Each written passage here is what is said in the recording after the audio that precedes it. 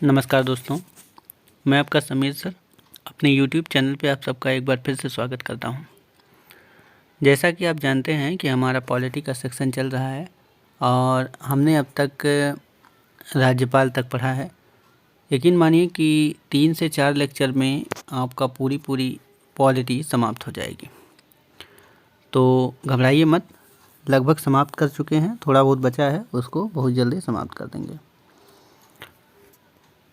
आज का जो हमारा टॉपिक है वो है विधान परिषद। ठीक है, विधान परिषद के बारे में हम पढ़ेंगे, इसके बाद विधानसभा के बारे में पढ़ेंगे और कुछ और चीज़ों को देखेंगे। तो देखिए, हम बिना इधर उधर की बात किए सीधे टॉपिक पे चलते हैं और सारी चीज़ों को डिटेल में देखते हैं। देखिए, विधान परिषद जो है वो राज्य विधानमंडल का उच्च सदन होता है। किसका उच्च सदन होता है? राज्य विधानमंडल का उच्च सदन, मतलब अपर हाउस। जैसे मैंने जब केंद्र के बारे में पढ़ाया था, संसद के बारे में, तो मैंने बताया था कि राज्यसभा और लोकसभा में राज्यसभा जो है वो उच्च सदन यानी कि अपर हाउस है और लोकसभा जो है वो लोअर हाउस यानी कि निम्न सदन है। तो राज्यों में भी जहाँ पर भी, पहली बात तो हर राज्य में विधान परिषद नहीं है, कुछ ही राज्यों में है, जिसका हम डिस्कशन आगे करेंगे। तो विधान परिषद जिन भी राज्यों में है, तो विधान परिषद जो है वो विधानमंडल का उच्च सदन होता है, अपर हाउस होता है। एक चीज़ इतना क्लियर हो गया कि अपर हाउस यानी कि उच्च सदन कौन होता है विधानमंडल का? विधान परिषद। अगर विधान परिषद अस्तित्व में है तो, जैसे आप यूपी ले लीजिए, इसके अलावा कुछ और स्टेट हैं, तो उसमें विधान परिषद की व्यवस्था की गई है और वहाँ पर वो उच्च सदन के रूप में कार्य कर रहा है। इसके अलावा जो विधानसभा होता है वो निम्न सदन होता है, जिसके बारे में आगे हम डिस्कस करेंगे और ये भी जानेंगे कि किस किस राज्य में विधान परिषद है और किस में नहीं है। ठीक है, देखिए एक एक चीज़ करके चलिए ताकि इस सारी चीज़ों का एकदम स्पष्ट रूप से उनकी व्याख्या की जा सके। देखिए, यदि किसी राज्य की विधानसभा अपने कुल सदस्यों के पूर्ण बहुमत तथा उपस्थित मतदान करने वाले सदस्यों के 2/3 यानी कि 2/3 मेजॉरिटी से बहुमत से प्रस्ताव अगर पारित कर देती है, तो संसद उस राज्य में विधान परिषद का क्या कर देगा? स्थापित कर सकता है अथवा उसको समाप्त भी कर सकता है। मतलब अगर किसी राज्य में विधान परिषद की स्थापना करनी है तो उस राज्य की विधानसभा द्वारा पूर्ण बहुमत और उपस्थित मतदान करने वाले सदस्यों की 2/3 बहुमत से प्रस्ताव पारित करना होगा, चाहे विधान परिषद को स्थापित करना हो चाहे विधान परिषद को समाप्त करना हो। ये बात आप समझ गए। अब अगर हम बात करें वर्तमान में विधान परिषद कितने कितने राज्यों में है, तो देखिए 31 अक्टूबर 2019 के बाद से कुछ चीज़ें बदली हैं। तो अभी टोटल 6 राज्यों में विधान परिषद है। कितने राज्यों में? 6 राज्यों में। 6 स्टेट ऐसे इंडिया में जहाँ पे विधान परिषद हैं। और एक चीज़ जान लीजिए, जो जम्मू कश्मीर था 31 अक्टूबर 2019 के बाद वहाँ विधान परिषद को भंग कर दिया गया। रीज़न क्या है? पहले जम्मू कश्मीर स्टेट था, अब एक संघ शासित प्रदेश है, तो विधान परिषद की व्यवस्था को वहाँ समाप्त कर दिया गया। पहले विधान परिषद जम्मू कश्मीर में भी था लेकिन अभी नहीं है। ठीक है, 31 अक्टूबर 2019 से चीज़ें बदल गई हैं। तो 6 राज्यों में वर्तमान में विधान परिषद है। ठीक है, कितने राज्यों में? 6 राज्यों में। कौन कौन? उत्तर प्रदेश। ठीक है, कौन कौन? उत्तर प्रदेश, कर्नाटका, महाराष्ट्र, बिहार, आंध्र प्रदेश और तेलंगाना। देखिए आगे सीट भी लिखी गई है कि कितने कितने सीट किस राज्य में है, तो इसको आप देख लीजिए। फिलहाल जो अभी तक क्वेश्चन बना है वो इस तरह से बना है कि कौन कौन से ऐसे राज्य हैं जहाँ पे विधान परिषद है, या कितने ऐसे राज्य हैं जहाँ पे विधान परिषद है। तो ये 6 राज्य आप याद रखेंगे। कौन कौन? उत्तर प्रदेश, कर्नाटका, महाराष्ट्र, बिहार, आंध्र प्रदेश और तेलंगाना। ठीक है, मुझे ये पूरा यकीन है कि यहाँ पर समझ गए होंगे। एक बार यूपी के विधान परिषद की सदस्य संख्या पूछा है तो 100 है। ठीक है, उत्तराखंड के गठन के बाद की बात बता रहे हैं। ठीक है, तो अभी उत्तर प्रदेश में 100 सीटें हैं विधान परिषद में। ठीक है, कर्नाटक में 75 है, महाराष्ट्र में 78 है, बिहार में 75 है। इसके अलावा आंध्र प्रदेश में 50 और तेलंगाना में 40 है। आप समझ गए होंगे। देखिए, अगर हम आगे विधान परिषद के सदस्यों की संख्या की बात करें तो विधान परिषद के सदस्यों की संख्या जिस भी स्टेट की मैं बात करूं तो राज्य की जो विधानसभा होती है उसके कुल सदस्यों की संख्या है उसके 1/3 से ज़्यादा नहीं हो सकती। पहली चीज़ तो ये है कि विधान परिषद की सदस्य संख्या राज्य के विधानसभा के कुल सदस्यों की 1/3 से अधिक नहीं हो सकती, लेकिन किसी भी अवस्था में 40 से कम भी नहीं हो सकती। ठीक है, 1/3 से ज़्यादा नहीं और 40 से कम नहीं, ये चीज़ आप याद रख लीजिएगा। ठीक है, अब अगर मैं बात करूं विधान परिषद का जो सदस्य बनने के लिए न्यूनतम आयु की बात करें तो मिनिमम एज है 30 साल।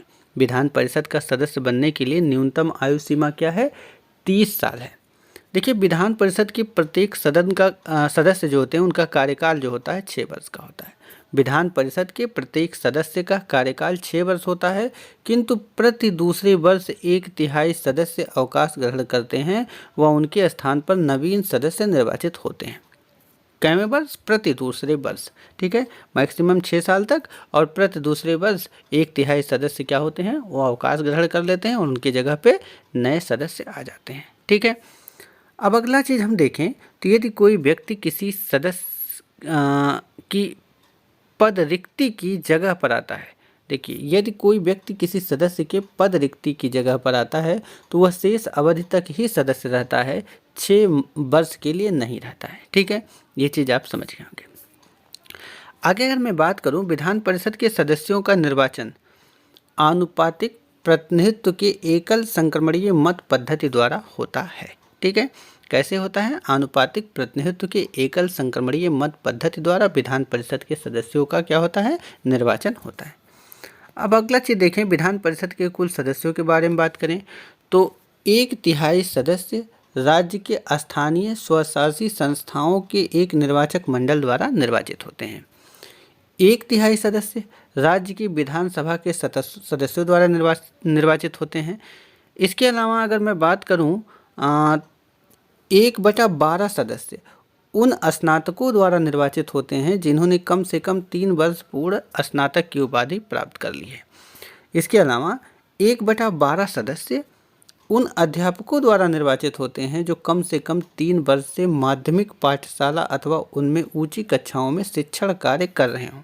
ठीक है, इसके अलावा 1/6 सदस्य जो हैं, मतलब 1/6 सदस्यों का जो है राज्यपाल द्वारा उन व्यक्तियों में से मनोनीत करता है, मतलब राज्यपाल मनोनीत करेगा 1/6 सदस्यों को जिन्हें साहित्य, कला, विज्ञान, सहकारिता आंदोलन या यहाँ तक हमने देखा विधान परिषद के जो सदस्य हैं उनका निर्वाचन कहाँ कहाँ से होता है। आप रिपीट करके चीज़ों को देख लीजिएगा, इसीलिए मैंने बहुत आराम से बताया।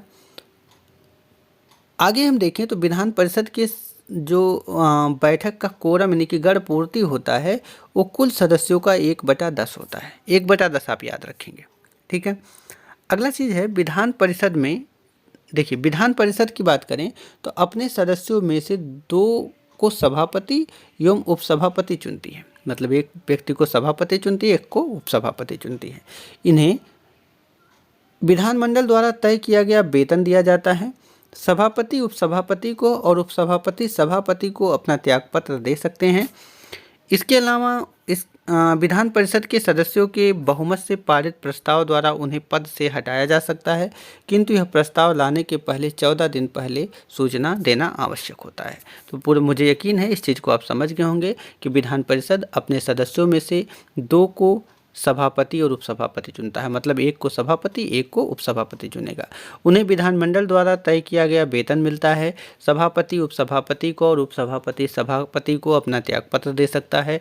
इसके अलावा विधान परिषद के सदस्यों के बहुमत से पारित प्रस्ताव द्वारा उन्हें पद से हटाया भी जा सकता है, लेकिन अगर ऐसा किया जाता है तो 14 दिन पहले अग्रिम सूचना उनको देनी पड़ती है। ठीक है, देखिए आगे हम पढ़ेंगे विधानसभा के बारे में। विधान परिषद की बात हम समाप्त कर चुके, अब आते हैं विधानसभा पर। तो विधानसभा का जो कार्यकाल होता है वो 5 साल का होता है। कितने वर्ष का होता है? 5 वर्ष का होता है। विशेष परिस्थिति में राज्यपाल इसे पहले भी भंग कर सकता है। कौन भंग कर सकता है? राज्यपाल। जब राज्यपाल को बता रहे थे तो इस चीज़ को मैंने डिस्कस किया था। राज्यपाल इसका सत्रावसान भी कर सकता है। विधानसभा में निर्वाचित होने की न्यूनतम आयु जो होती है वो 25 साल होती है। ठीक है, विधानसभा में निर्वाचित होने की न्यूनतम आयु 25 यानी कि 25 वर्ष होती है, 25 ईयर्स। विधानसभा की मैक्सिमम सदस्य संख्या जो होती है वो 500 हो सकती है और मिनिमम 60 हो सकती है। हालांकि इस चीज़ को अपडेट करते रहिएगा। जो ये मिनिमम वाला क्राइटेरिया है इसका अपवाद है। अपवाद है गोवा, मिजोरम और सिक्किम। देखिए, गोवा में 40 सीटें हैं विधानसभा में, मिजोरम में 40 सीटें हैं और सिक्किम में 32 सीटें हैं। तो ये चीज़ आप ध्यान दीजिएगा, ये अपवाद है। ठीक है, इसके अलावा अनुच्छेद 332 विधानसभा में जनसंख्या के अनुसार शेड्यूल कास्ट और शेड्यूल ट्राइब्स आरक्षण की व्यवस्था करता है। मतलब अनुसूचित जाति और अनुसूचित जनजाति आरक्षण की व्यवस्था अनुच्छेद 332 के तहत विधानसभा में जनसंख्या के अनुसार किया गया है। सदन अपने अध्यक्ष का चुनाव करता है। विधानसभा अध्यक्ष सामान्यतः सदन में मतदान नहीं करता है, लेकिन जब बराबर की बात आ जाती है, मत बराबरी की स्थिति आ जाती है, तो वो निर्णायक मत करता है। ठीक है, इसके अलावा जब कभी विधानसभा अध्यक्ष को उसके पद से हटाने का प्रस्ताव विचाराधीन हो तो वह उस समय सदन की बैठकों की अध्यक्षता नहीं करता है। कोई विधेयक धन विधेयक है या नहीं है, इसका निर्णय विधानसभा अध्यक्ष ही करता है।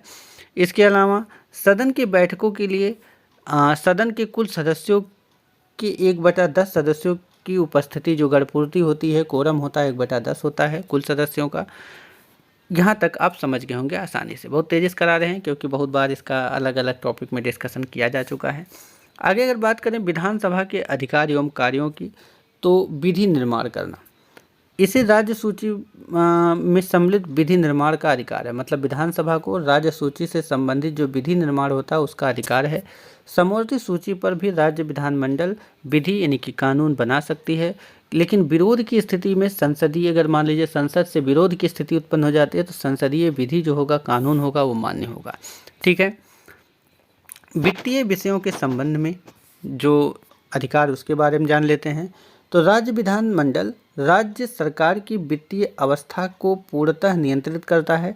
प्रत्येक वित्तीय वर्ष के प्रारंभ में विधानमंडल के सामने वार्षिक वित्तीय विवरण, जिसे आप बजट हैं कहते हैं, प्रस्तुत करता है। हालांकि बजट शब्द का प्रयोग कहीं नहीं किया गया है संविधान में। इसको मैंने जब लोकसभा के बारे में बात कर रहे थे तब बताया था केंद्र के संबंध में, लेकिन फिर भी फिलहाल बजट शब्द का प्रयोग पूरे संविधान में नहीं है। ठीक है, उसको वार्षिक वित्तीय विवरण के नाम से जानते हैं। बजट वित्त मंत्री द्वारा रखा जाता है। कौन, किसके द्वारा? वित्त मंत्री द्वारा। तो राज्यों में बजट कौन रखेगा? राज्यों का, मतलब जो वित्त मंत्री होगा राज्य का, वो। ठीक है, अब अगर मैं बात करूं, धन विधेयक को विधानसभा में प्रस्तुत किया जाता है। धन विधेयक को अगर हम विधानसभा की बात करें तो उसे विधानसभा में प्रस्तुत किया जाएगा। जब विधानसभा किसी धन विधेयक को पारित कर देती है तब विधान परिषद के पास भेजा जाता है। विधान परिषद को 14 दिन के भीतर इसे विधानसभा को लौटाना पड़ता है। विधान परिषद उस विधेयक के संबंध में संस्तुतियां तो दे सकती है, परंतु ना तो उसे अस्वीकार कर सकती है, ना ही संशोधन कर सकती है। ठीक है, मतलब उस केवल संस्तुति दे सकती है, रिकमेंडेशन कर सकती है। विधानसभा द्वारा पारित किए जाने के 14 दिनों के बाद विधेयक को दोनों सदनों द्वारा पारित समझ लिया जाता है।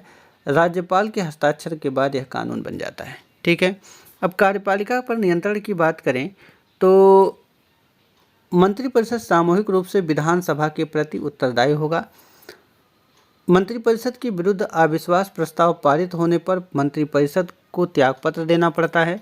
सारी चीज़ें तेज़ी से करवा रहे हैं क्योंकि बहुत बार डिस्कशन कर चुके हैं, आप भी बहुत बार पढ़े होंगे और क्वेश्चन करेंगे तो सारी चीज़ें मिल जाएंगी। अब अगर मैं बात करूं संवैधानिक संशोधन की, तो संघीय स्वरूप को प्रभावित करने वाला कोई संविधान संशोधन विधेयक यदि सदन के दोनों सदनों द्वारा पारित हो जाता है तो आधे से अधिक राज्यों के विधानमंडलों द्वारा इसकी पुष्टि अनिवार्य हो जाती है। इसके अलावा निर्वाचन संबंधी अधिकार की बात करें तो राष्ट्रपति के निर्वाचन में विधानसभा का अमूल्य योगदान होता है, जैसा कि राष्ट्रपति को जब पढ़ा रहे थे तब हमने बताया था। अब हम देखते हैं मुख्यमंत्री के बारे में। देखिए, अगर हम मुख्यमंत्री की बात करें तो मुख्यमंत्री की नियुक्ति राज्यपाल द्वारा की जाती है। कौन करता है? राज्यपाल करता है। सामान्यतः विधानसभा में बहुमत दल के नेता को सीएम यानी कि चीफ मिनिस्टर अर्थात मुख्यमंत्री चुना जाता है। सीएम की बात करें, चीफ मिनिस्टर की यानी कि मुख्यमंत्री की, शासन का प्रमुख प्रवक्ता होता है। वह मंत्रिपरिषद के बैठकों की अध्यक्षता करता है। मंत्रिपरिषद के निर्णयों को मुख्यमंत्री ही राज्यपाल तक पहुंचाता है। वहीं राज्यपाल भी अपने बातों को मंत्रिपरिषद तक सीएम यानी कि चीफ मिनिस्टर अर्थात मुख्यमंत्री के द्वारा ही पहुंचाता है।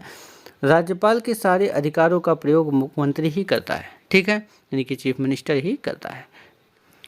देखिए, इसके अलावा अगर हम बात करें 91वां यानी कि 91st कॉन्स्टिट्यूशनल अमेंडमेंट की बात करें, संविधान संशोधन अधिनियम की बात करें तो 2003 में आया। इसके अनुसार जो हैं मुख्यमंत्री जो हैं उनके सहित संपूर्ण मंत्री परिषद का आकार जो होगा राज्य विधानसभा के कुल सदस्य संख्या के 15% से अधिक नहीं हो सकता, लेकिन सीएम सहित संपूर्ण मंत्रिपरिषद की कुल सदस्य संख्या 12 से कम भी नहीं हो सकती, ठीक है। कितने से कम नहीं हो सकती? 12 से। तो मुझे यकीन है पूरा समझ गए होंगे आप।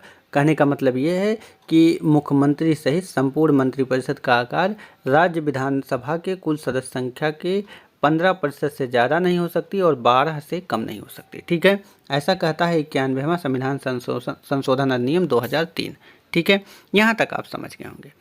अब केंद्र शासित प्रदेशों के बारे में डिस्कस कर लेते हैं। तो देखिए, भारत में वर्तमान में कुल 8 केंद्र शासित प्रदेश हैं। केंद्र शासित प्रदेश का शासन राष्ट्रपति द्वारा चलाया जाता है। राष्ट्रपति इस बारे में जहां तक उचित समझे अपने द्वारा नियुक्त प्रशासक के माध्यम से कार्य करते हैं, ठीक है। इसके अलावा कौन कौन से और एक्स्ट्रा चीज़ हैं उसको देख लेते हैं। तो अंडमान निकोबार, दिल्ली, पुडुचेरी के प्रशासकों को उपराज्यपाल कहा जाता है, जबकि चंडीगढ़ का प्रशासक जो होता है वो होता है मुख्य आयुक्त होता है।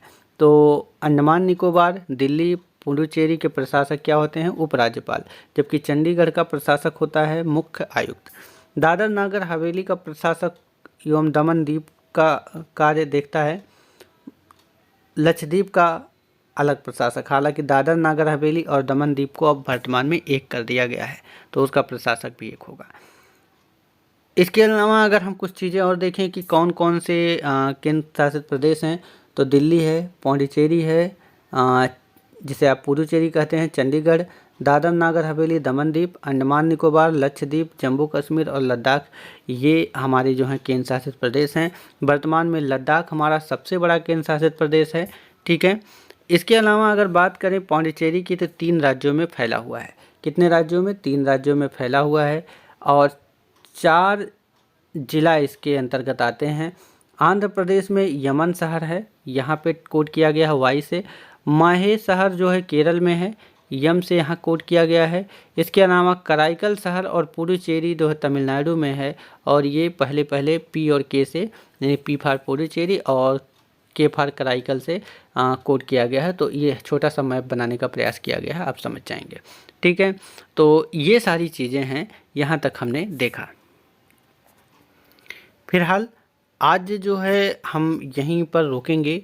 रीज़न क्या है कि आगे हमें केंद्र राज्य संबंध के बारे में पढ़ना है और उसमें कुछ डिटेल की चीज़ें हैं, तो उसको कल फिर से एक नए वीडियो के माध्यम से लाएंगे, क्योंकि एक में करने का मतलब है कि आप उसमें कंफ्यूज हो सकते हैं। तो घबराइए नहीं, बहुत ज़्यादा नहीं, 3 से 4 वीडियो और लगेंगे पूरी पॉलिटी को समाप्त करने में। तो बहुत जल्द ही समाप्त हो जाएगा और फिर आप कहेंगे तो दूसरा सब्जेक्ट शुरुआत होगी, ठीक है। तो कमेंट कर दीजिए, लाइक कर दीजिए और शेयर भी करा करिए। हालांकि आप लोग नहीं करते हैं, हम जानते हैं। फिलहाल फिर मिलेंगे आपसे नेक्स्ट वीडियो में, तब तक के लिए नमस्कार।